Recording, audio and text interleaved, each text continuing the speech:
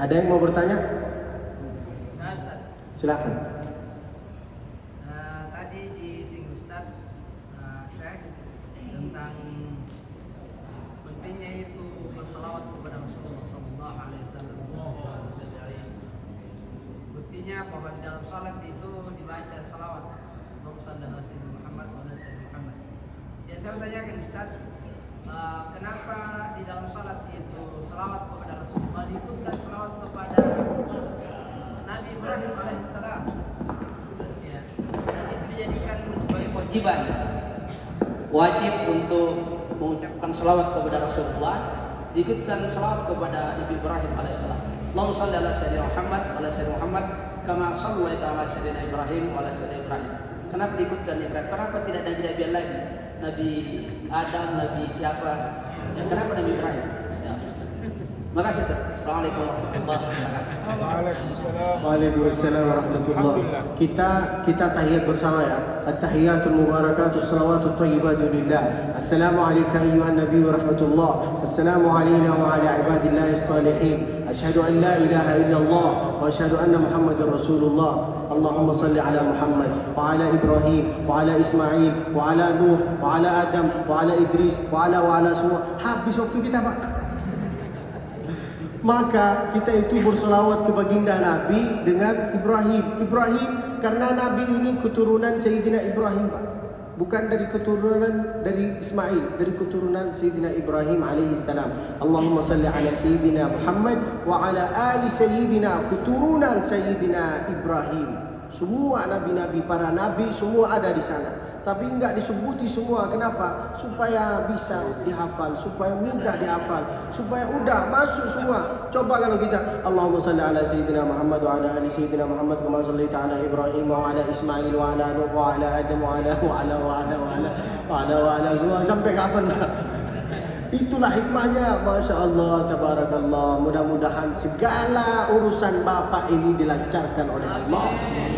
Kata Nabi, siapa yang solawat kata Nabi, siapa yang bersolawat kepada saya, maka saya itu akan kasih 10 pahala kepada dia. Masya Allah, pertanyaannya ini bagus, cerdas Bapak ini. Masya Allah, tabarakallah. Mudah-mudahan tambah umurnya, tambah amalnya, tambah mobilnya, tambah Istrinya. Amin. Saya enggak berkata apa-apa, coba langsung ini ya. Ada pertanyaan lagi?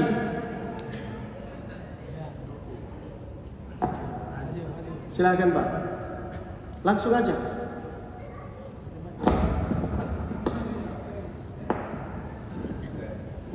Saya bukan Pak Kiai, Pak. Kalau Kiai itu, kalau mau menjadi Kiai itu harus 3 syarat. Yang pertama, banyak ilmu. Yang kedua, punya pesantren.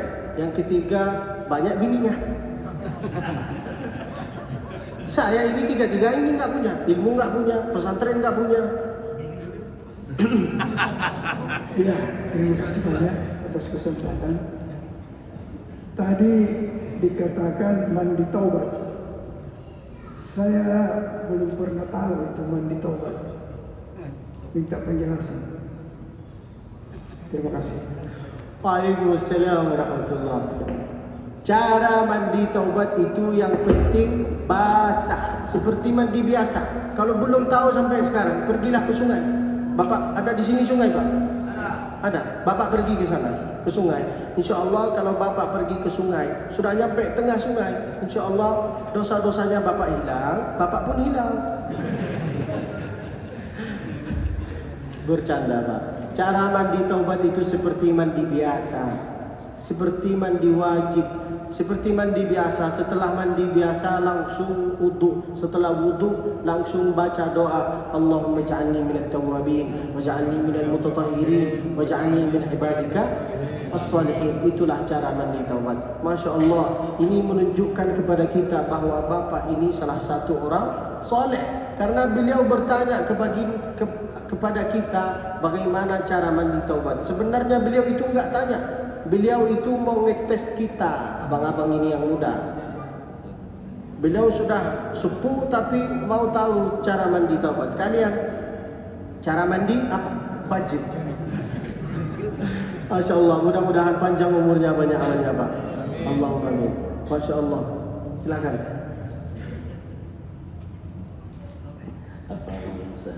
Assalamualaikum warahmatullahi wabarakatuh. Waalaikumsalam warahmatullahi wabarakatuh. Kami di sini menghadapi banyak masalah dari segi paham. Jadi untuk ini Islam semua, tapi seperti apa yang Ustaz jelaskan, masih banyak paham yang tidak sepaham, yang tidak sinkron maksudnya. Ini metode mungkin perlu ada supaya kami semua bersatu. Ya, di sini ada paham tidak bisa dinikahi misalnya karena dianggap itu adalah keturunan Rasul. Lalu kemudian ada paham bahwa seperti apa yang disiarkan di televisi, terlalu cepat menerima paham yang tidak berdasar. Ini mungkin metode Ustaz yang bisa kami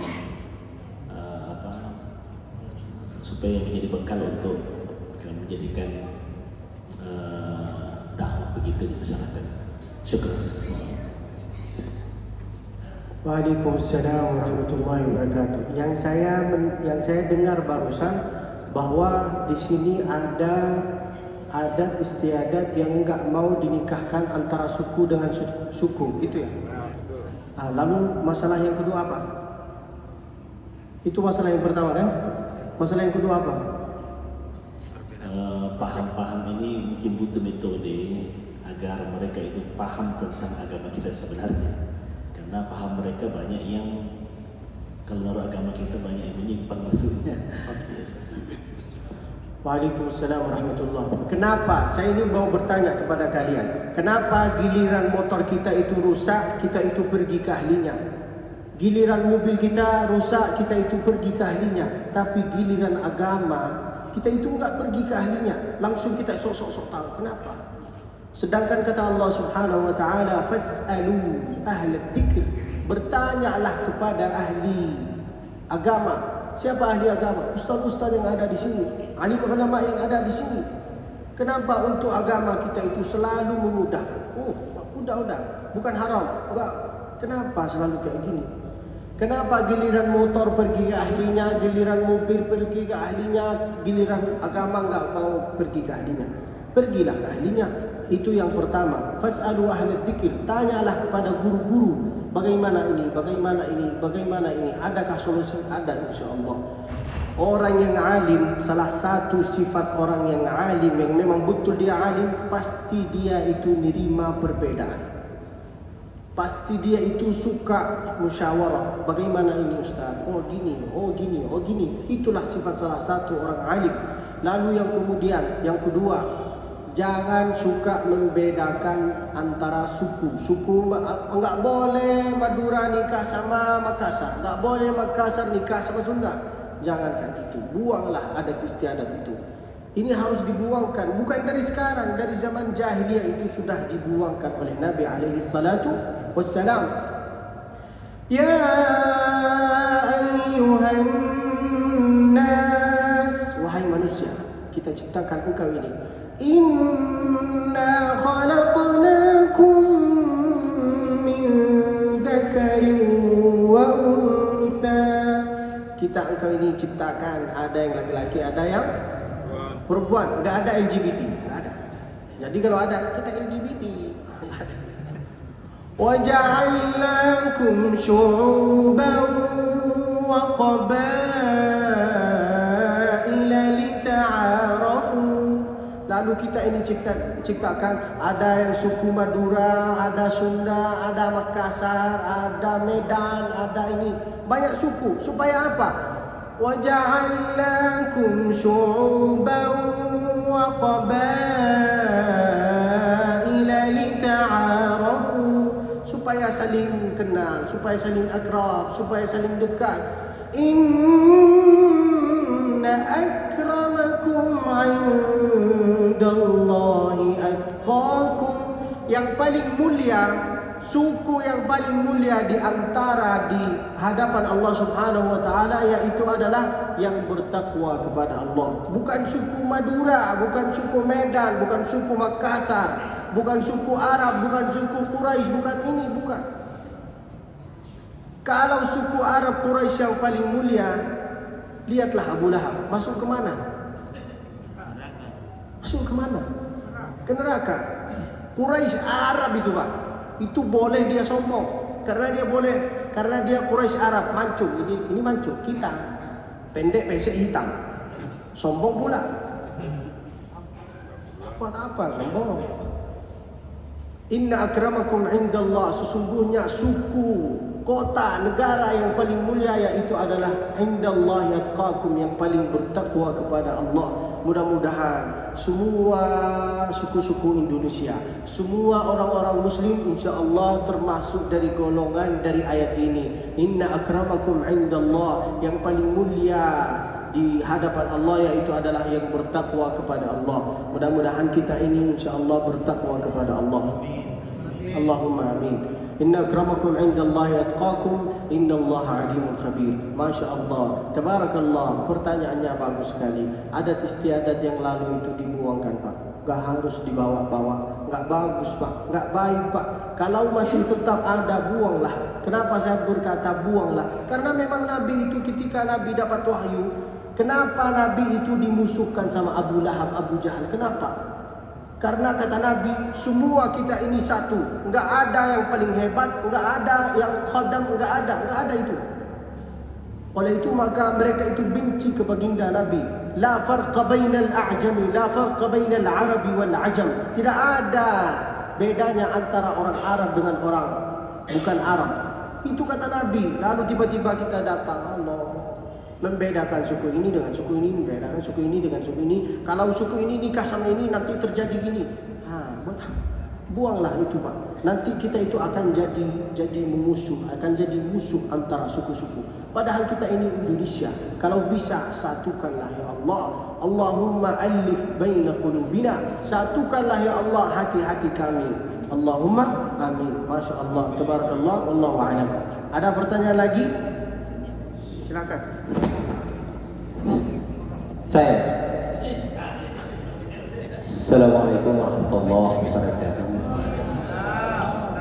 Terima kasih Syekh atas kesempatan yang diberikan kepada saya.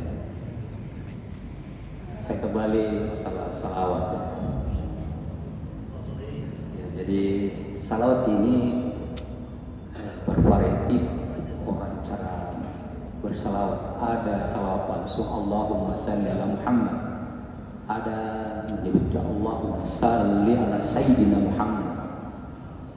Jadi pertanyaan di sini dari dua namanya yang mana paling afdal di antara dua ini, karena kadang juga dia bilang saya lebih bagus kalau Allahumma salli waktu Nabi Muhammad SAW menerima salat di Sidratul Muntaha itu langsung itu dibikin dasar setelah Allah mengatakan asyhadu an la ilaha illallah wa asyhadu anna Muhammad, tidak ada sayyidina di situ. Mohon penjelasan saya. Assalamualaikum warahmatullahi wabarakatuh. Waalaikumsalam warahmatullahi wabarakatuh. Dengari baik-baik ya. Dengari baik-baik. Seorang yang pertama yang mengatakan dia itu sayyid apa enggak, yaitu adalah Nabi. Nabi sendiri yang berkata dia sayyid. Bukan kita, bukan kiai. Nabi itu mengatakan kepada diri sendirinya, ana sayyidu waladi Adam wala fakhr. Ana sayyidu thaqalain wal jinni wal insi wal bashar. Itu kata Nabi. Berarti ini menunjukkan kepada kita bahwa dia sayyid. Untuk menyebuti Sayyidina Muhammad wa ala ali Sayyidina Muhammad, jangan berkelahi. Mau menyebuti Sayyidina boleh, enggak mau menyebuti Sayyidina juga boleh, karena ini termasuk sunnah bukan wajib. Boleh mengatakan Sayyidina. Kenapa kelompok yang pertama itu mengatakan Sayyidina itu wajib disebutkan? Karena ini termasuk kehormatan, kemuliaan. Bayangkan ya. Kalau saya sebuti Bapak Syarifuddin, Kalau saya manggil Bapak Syafruddin pada Al-Mukarram Al-Muhtaram Syafruddin, gimana? Layak enggak? Layak. Beliau sudah punya gelar doktor. Kalau kita mengatakan kepada beliau, kepada Al-Mukarram Al-Muhtaram Syafruddin, layak, memang layak, tapi enggak ada kehormatan. Betul apa enggak? Kurang adab. Seperti contoh, siapa namanya di sana orang ini yang di Benar? Syekh Abdul Basit. Kalau kalian manggil saya Abdul Basit Musfi, layak apa enggak? Layak. Tapi kenapa kalian itu manggil saya Syekh? Karena ta'ziman lil Quran, karena kemuliaan Al-Quran, maka kalian itu manggil saya Syekh. Padahal saya itu enggak minta. Betul apa enggak? Ini Syekh, Ustaz, Doktor, Profesor, Sayyidina atau enggak pakai Sayyidina, ini salah satu kalimat kemuliaan dan kehormatan. Jangan berkelahi. Allahumma salli ala Muhammad wa ala ali Muhammad. Ini kita paling betul, karena Nabi itu enggak ada hadis bahwa gini. Kata siapa? Engkau ini baru belajar. Nabi itu berkata, ana sayyidu waladi Adam wa la fakhr. Ana sayyidu thaqalain wal jinni wal insi wal bashar. Mau pakai Allahumma salli ala Muhammad wa ala ali Muhammad kama sallaita ala ali Ibrahim wa ala ali Ibrahim innaka Hamidum Majid. Bagus. Boleh. Tapi mau juga Allahumma salli ala sayyidina Muhammad wa ala ali sayyidina Muhammad. Ini kehormatan. Kita memuliakan Nabi kita. Karena Muhammad ini bukan seperti kawan kita. Nabi Allah aja, Allah Subhanahu wa taala kalau mau manggil Muhammad itu enggak pernah dengan namanya. Ya ayyuhan nabi, itu kata-kata kehormatan. Coba kalau Allah manggil nabi-nabi yang lain, Adam, Nuh, Lut, Hud, apalagi Yunus, dengan nama-namanya. Tapi ketika Allah itu mau manggil Nabi Muhammad, pasti dengan kata-kata yang hormat. Ya ayyuhan nabi qul li azwajik, ya ayyuhar rasul. Kata-kata kehormatan, Pak. Lalu ada juga yang ketiga, Muhammadur Rasulullah. Coba kalau Allah bilang Muhammad walladzina ma'ahu asyidda. Allah aja memanggil Nabi Muhammad itu dengan kata-kata yang mulia, dengan kata-kata yang ada kehormatan. Oleh itu maka kelompok yang pertama yang selalu mengatakan harus ada Sayyidina, karena menurut dia kita itu harus menghormati, memuliakan Nabi alaihi salatu wassalam. Kelompok yang kedua enggak boleh pakai Sayyidina, karena dia itu pakai dalil enggak ada di dalam hadis, enggak pernah Nabi ini, enggak pernah. Kalau kita antara sama-sama muslim berkelahi gara-gara Sayyidina atau musalli, yang ketawain kita siapa, Pak? Orang yang enggak pernah sholat. Ini ada dua orang berkelahi. Yang berjenggot dia bilang kepada orang yang enggak berjenggot, saya lihat kau ini seperti anjing. Yang enggak berjenggot bilang kepada orang yang berjenggot, saya lihat engkau ini seperti kambing. Yang ketawain kita siapa? Babi. Diamlah kau babi. Betul apa enggak? Oleh itu maka jangan berkelahi. Masya Allah. Wallahu a'lam wa ilmu adam. Ada pertanyaan lagi? Mau tutup? Silahkan. Assalamualaikum warahmatullahi wabarakatuh. Waalaikumsalam. Saya tanyakan kepada Pak Ustaz ini mengenai masalah husnul khotimah.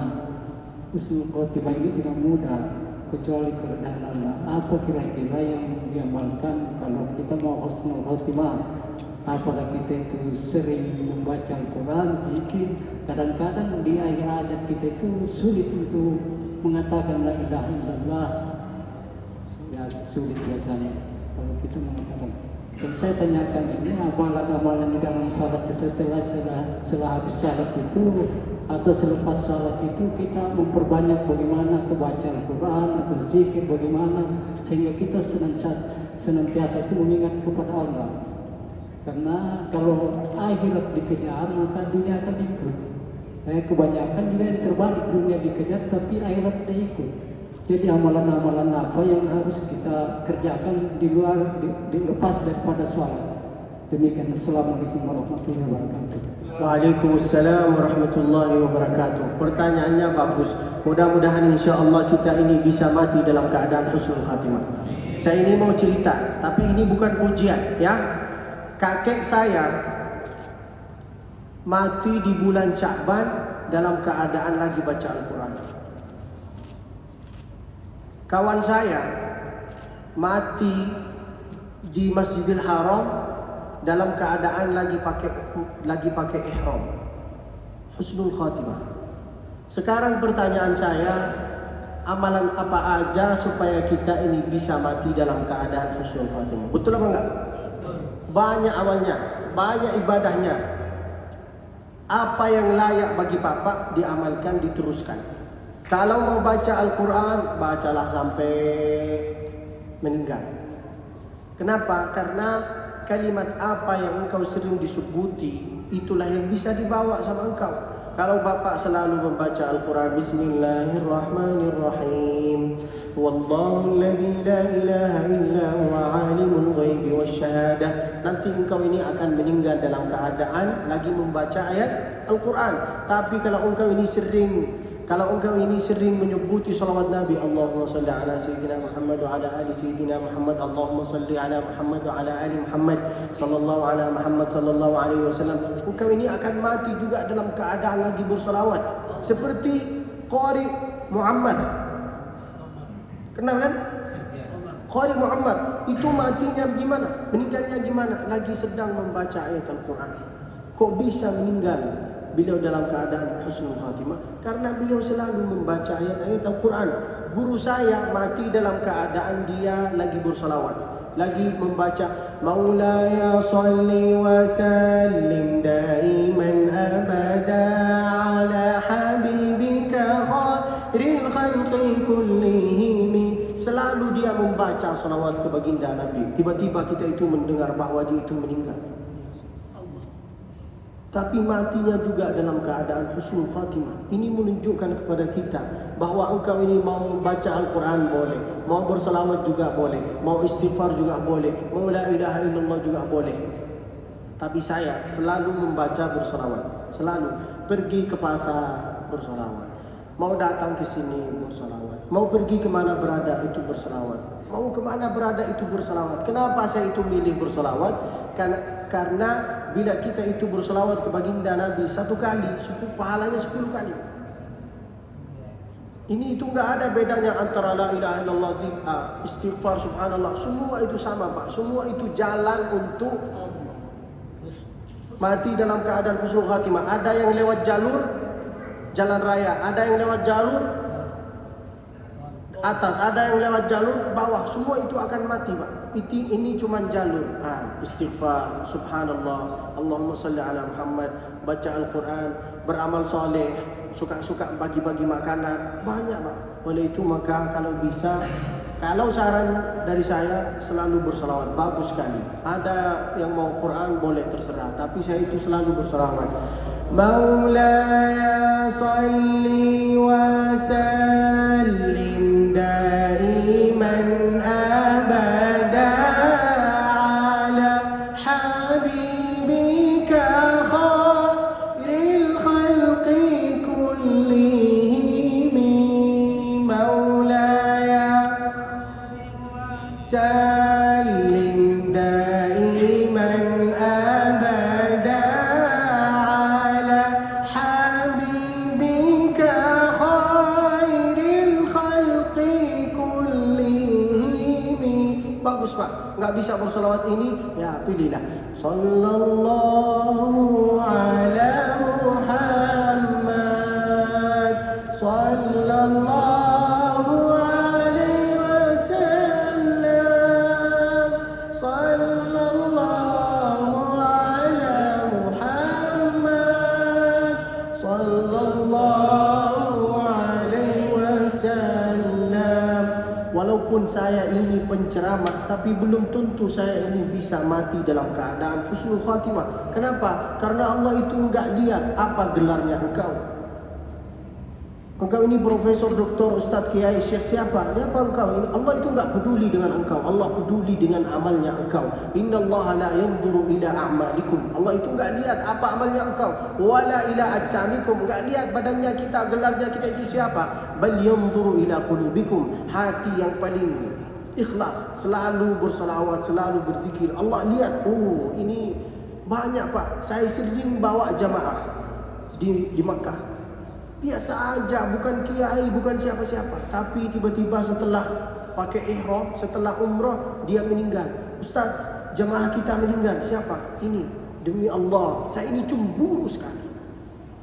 Bukan cemburu karena enggak ingin. Enggak, cemburu ya Allah. Saya ini lahir di Makkah ya Allah. Belajar di Makkah ya Allah. Pengen meninggal seperti beliau ya Allah. Padahal bapak ini lahir di Indonesia, kerja di Indonesia, tapi matinya di mana? Di Makkah. Kok bisa? Pasti karena dia itu ahli zikir, ahli ibadah.